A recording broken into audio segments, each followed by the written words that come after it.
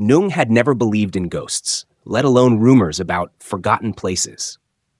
But on that late December afternoon, standing before the rusted gate of the abandoned school in the middle of the forest, something inside her began to crack. Her internship assignment required her to document and survey historic colonial buildings, and this school, a French-style campus deep within a forest, far from any village, was listed in old maps as District Middle School. Though it had been abandoned for over 30 years, its structure was still clearly marked in public archives. Locals in the nearest village referred to it only as the 12 School. No one knew why. Nung came with Phuc, her longtime friend from university. He was the only person she trusted for remote, eerie locations. Adventurous by nature, Phuc was also an amateur photographer, which made him a useful companion. They arrived as fog rolled in, and the last of the daylight filtered through thick trees, casting long shadows on the moss-covered walls. The school had 3 long, L-shaped wings. Dry leaves crunched beneath their feet as they stepped down empty corridors. Broken desks lay scattered like a class had fled mid-lesson. Blackboards still bore traces of chalk. But the detail that sent a shiver down Nung's spine was this. Every clock in the entire school had stopped at exactly the same time, 12:17. Not 12 Humerd, not 12:30, but 12:17. She murmured, "That can't be a coincidence." Phuc laughed. "Guess the Chinese clocks all broke at the same time." They set up camp in the library, the only room with unbroken windows. That evening passed quietly over a small campfire and meaningless banter. But at exactly 12:17 a.m., as both lay inside their sleeping bags, the school's ancient bell, mounted in the central hall, suddenly began to ring. Ding, dong, a clear, metallic tone. Ethereal, like it came from somewhere else entirely. Phuc sat up abruptly, eyes wide. Nung held her breath, her pulse spiking. The bell continued.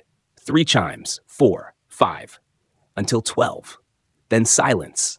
And then, the 13th chime. Longer, deeper, resounding like something buried beneath the earth.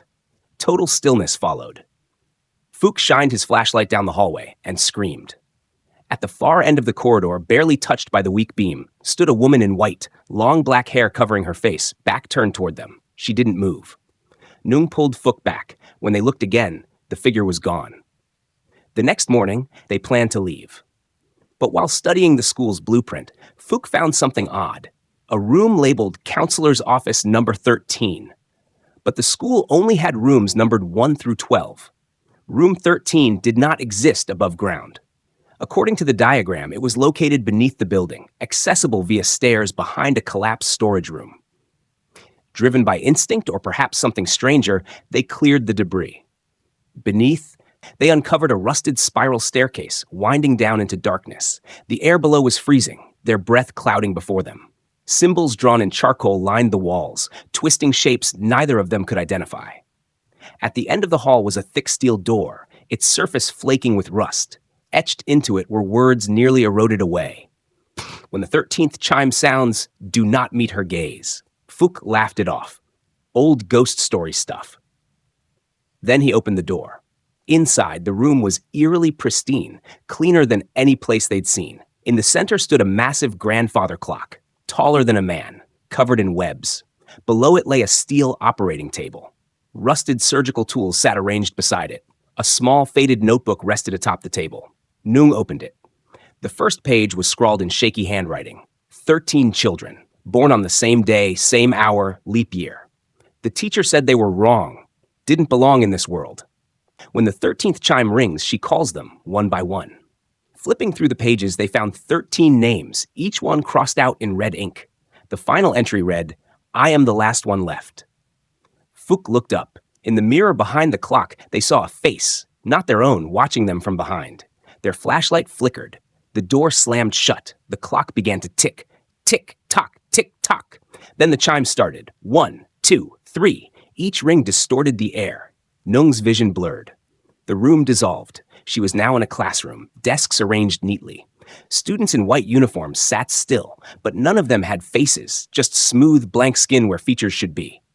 At the front stood a teacher, her body burned and broken. Her eyes were charred voids, and she was calling out names. Nguyen Thi Mai, Le Quoc Hung, Tran Minh Phuc. The teacher paused, then raised her head and stared at Nung.